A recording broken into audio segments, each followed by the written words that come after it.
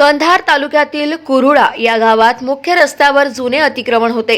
अनेक वर्षांपासून या रस्त्यावर अतिक्रमण हटवण्याची मागणी गावकरी, व्यापारी, दुचाकी, चारचाकी व बाजारपेठेसाठी बाहेर गावाहून येणाऱ्या लोकांची होती। अतिक्रमणामुळे होणारी अडचण आता सुटल्यामुळे लोकांमध्ये आनंदाचे वातावरण दिसून येत होते। जिल्हाधिकारी यांच्या 27 जानेवारी रोजीच्या आदेशाने कुरुळा येथील अतिक्रमण काढण्यात आले। शासनाच्या पुरहाणी दुरुस्ती कार्यक्रमाअंतर्गत 500 मीटर रस्ता मंजूर असून 200 मीटरवर आता लगेचच या ठिकाणी सिमेंट कॉन्क्रीटचा रस्ता नाले सहित होणार आहे, अशी माहिती सहाय्यक अभियंता सुमित पाटील यांनी गाव माझा न्यूजशी बोलताना दिली।